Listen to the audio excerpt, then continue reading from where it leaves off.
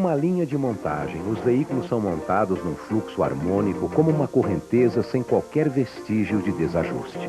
É o resultado da transmissão de geração em geração do espírito de pesquisa e criatividade na fabricação de produtos precisos para a sociedade, combinado à persistência em preservar a importância do ato de produzir. O sistema Toyota de produção, elaborado para entregar o melhor produto aos clientes dentro do prazo, eliminando totalmente os desperdícios, é um sistema japonês que tem como dois pilares de ideologia automação com parada automática em situação anormal e just-in-time. Atualmente é propagado mundialmente como um excelente sistema de produção, o sistema Toyota de produção. Agora vamos apresentar a sua origem e o caminho que percorreu o sistema Toyota de produção, o que mostrou sua eficácia mundial.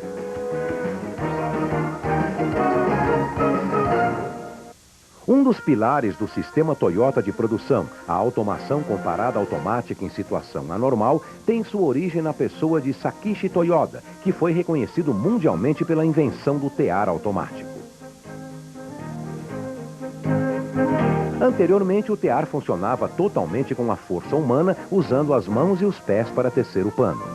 Era uma tarefa trabalhosa em que se passava fios transversais manualmente entre fios longitudinais da direita para a esquerda e da esquerda para a direita alternadamente.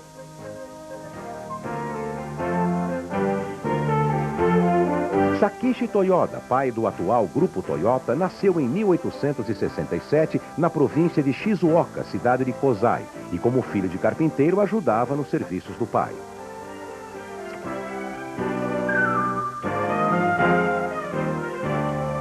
Sakichi, que já pensava em dar sua contribuição para o mundo através de invenções, iniciou uma pesquisa pensando em otimizar o trabalho, observando sua mãe que trabalhava no tear.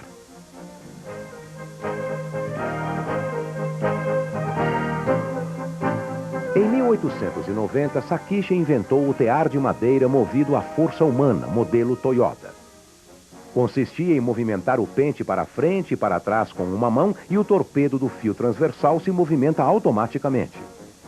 Facilitando assim a manipulação, aumentou-se a eficiência em 40% a 50% em relação ao anterior.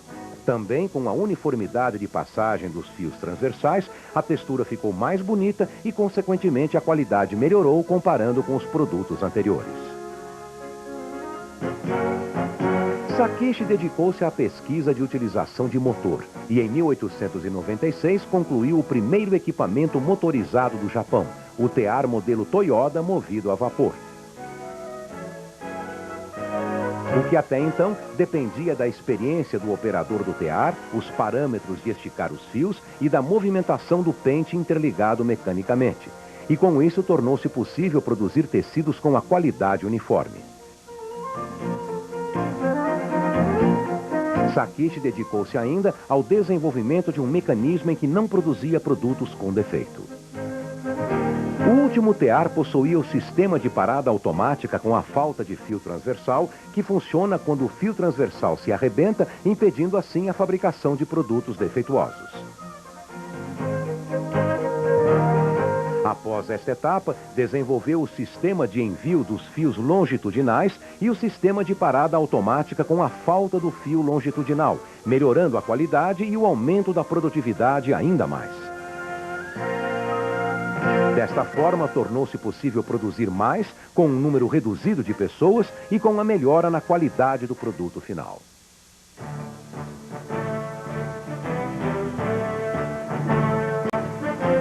Em 1924, juntamente com seu primogênito Kiichiro, Sakichi concluiu pela primeira vez no mundo o tear automático com o sistema da troca do torpedo em movimento, o modelo G da Toyota, além das adaptações dos sistemas de paradas automáticas em situações anormais.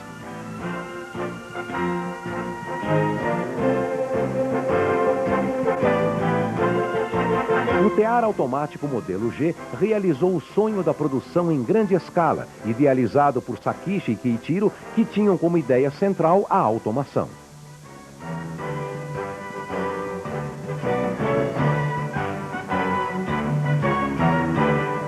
Agora então apresentaremos as duas funções superiores do tear automático modelo G. Primeiramente, se continuar a tecer com o rompimento do fio transversal, o produto final sai com um defeito como este. Para evitar isto, instalou-se um garfo metálico, o qual confere o fio transversal. E se por acaso faltar ou arrebentar o mesmo, este recua ao fundo e com isso a máquina para. Este mecanismo é o sistema de parada automática com a falta do fio transversal. Agora, se continuar a tecer o fio longitudinal rompido, o produto final também sai com um defeito como este. Para evitar isto, instalou-se uma lâmina metálica em cada fio longitudinal que cai quando o fio se arrebenta, parando assim o tear. Este mecanismo é o sistema de parada automática com a falta do fio longitudinal. Numa época em que não existiam sensores eletrônicos ou ópticos, a invenção de Sakishi, que garantia a qualidade do tecido, parando a máquina imediatamente quando arrebentava os fios longitudinais ou transversais, era um fato espantoso. O tear automático modelo G tinha o sistema de envio dos fios longitudinais e o sistema automático de troca de torpedo.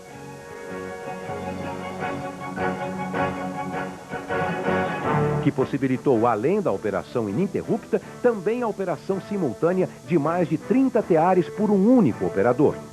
Com isso, recebeu diversos elogios dos europeus e americanos. Os pontos básicos da invenção do tear a que se dedicou Sakishi até então eram: parar quando há alguma anormalidade, nunca fabricar produtos com defeito, não fazer do ser humano um vigia de máquinas. Estas ideias de Sakishi foram unificadas e foi denominado posteriormente como automação com parada automática em situação anormal e se consolidou como um novo conceito de automação. A seguir apresentaremos o segundo pilar do sistema Toyota de produção, o Just in Time. Podemos buscar a sua origem em Keiichiro Toyoda, fundador da Toyota Motor Corporation. Keiichiro, juntamente com o desenvolvimento do tear automático modelo G, concentrou-se na consolidação da estrutura da produção em grande escala.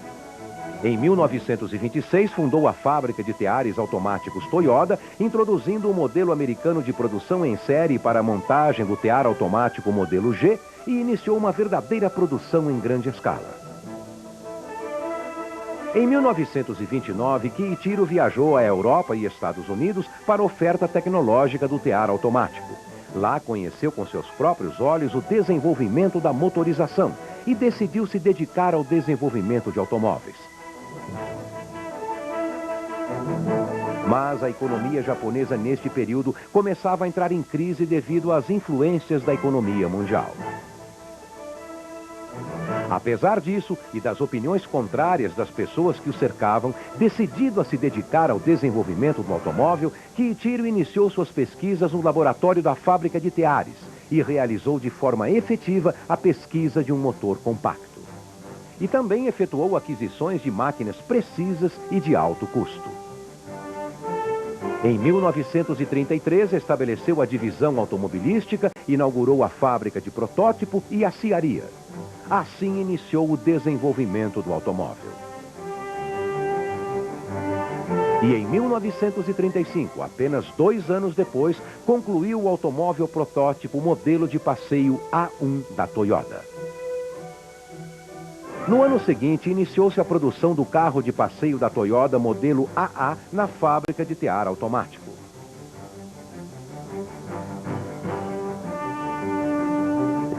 Em 1937, tendo como meta a produção em grande escala, Keiichiro fundou a empresa Toyota Motor Company e deu início à construção da fábrica Koromo. Ao iniciar a construção da fábrica, Keiichiro somou a experiência com a linha de produção em série da fábrica de tear, com a consciência de que a fabricação de automóveis exigia um maior número de peças. Elaborou então um novo conceito de produção, o Just in Time, uma versão melhorada da produção em larga escala do que o sistema americano.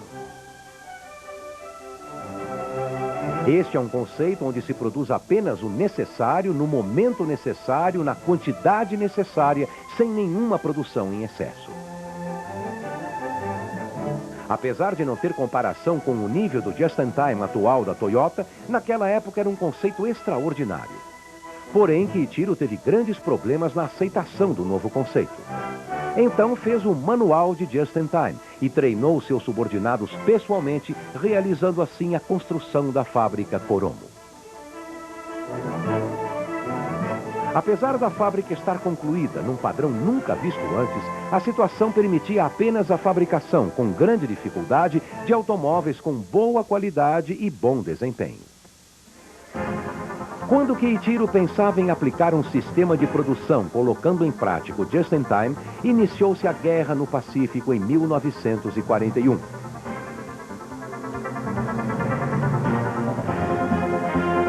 E as indústrias automobilísticas foram obrigadas a voltar suas produções para a fabricação de caminhões militares e tiveram que reduzir a produção de carros de passeio.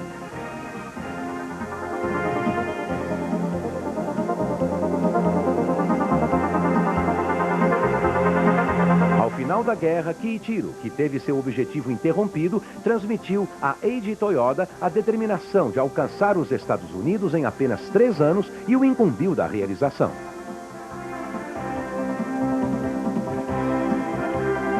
No entanto, nesta época, o nível de produção de carros nos Estados Unidos era 8 vezes maior que o do Japão, e ainda a Toyota estava com escassez de capitais e matéria-prima.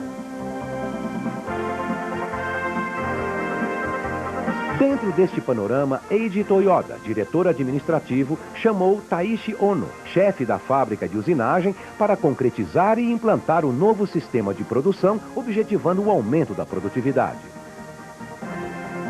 Eiji Toyoda tinha um conceito muito bom de Taishi Ono, que era engenheiro da fábrica de fiação e tecelagem e se dedicava ao aumento da produtividade. Eiji Toyoda e Taishi Ono concluíram que para competir com os maquinários de alta produtividade dos europeus e americanos, não havia outra forma senão propagar o conceito de automação comparada automática em situação anormal para todos os setores produtivos do automóvel e aumentar a produtividade com participação maior do homem. Além disso, os dois pensaram em colocar em prática o just-in-time de forma efetiva, devido à escassez de recursos materiais e financeiros que não permitia produzir nada além do necessário.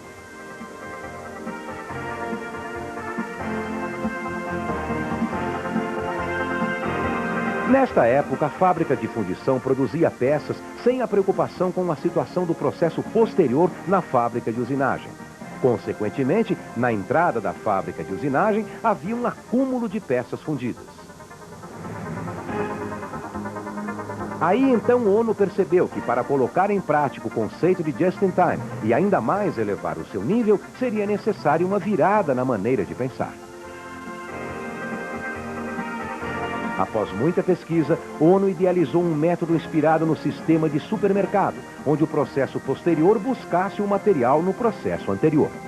A partir do sistema antigo, em que o processo anterior de fundição entregava as peças ao processo posterior na fábrica de usinagem, foi feita uma inversão de 180 graus, onde o processo posterior buscaria, na fábrica de fundição, apenas a quantidade necessária e, no momento necessário, as peças no processo anterior. E a fábrica de fundição, por sua vez, produziria somente as peças que tivessem esgotadas.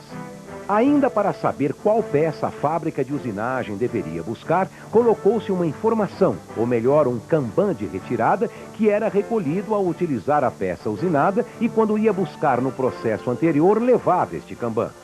Na fábrica de fundição foram colocadas informações, as quais eram denominadas Kanban de produção, para saber a que foi retirada pela operação posterior.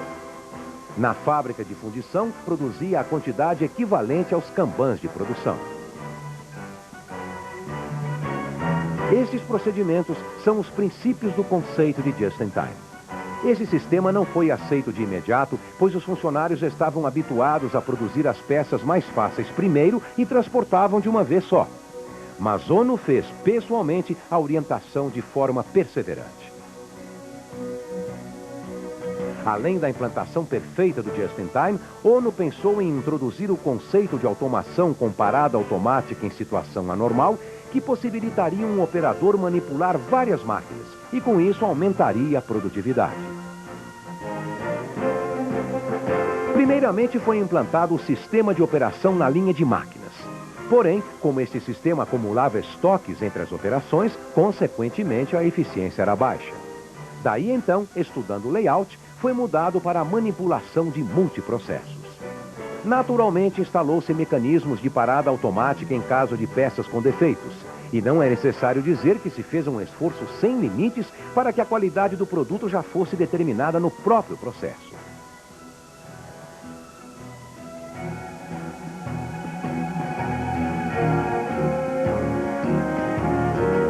Para colocar em prática tais pensamentos, foi necessária a colaboração dos operadores. Devido ao hábito adquirido pelo sistema anterior, houve muita resistência e obstáculos na aplicação do novo sistema. Ono, além de orientar pessoalmente no chão da fábrica, formou vários multiplicadores através de treinamento intensivo.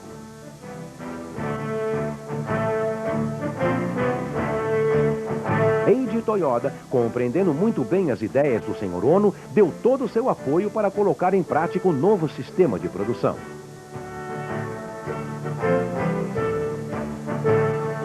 Com o decorrer do tempo, cada esforço praticado começava a dar fruto, e o novo sistema de produção, que tem como dois conceitos, Just-in-Time e automação com parada automática em situação anormal, recebeu um título de Sistema Toyota de Produção, TPS.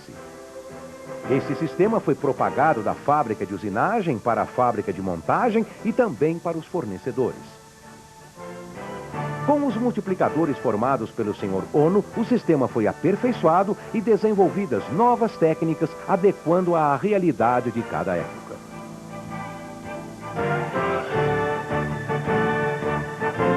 Em 1970, o sistema já havia se espalhado. Não era mais exclusivo do grupo Toyota, e sim até as indústrias de outros ramos.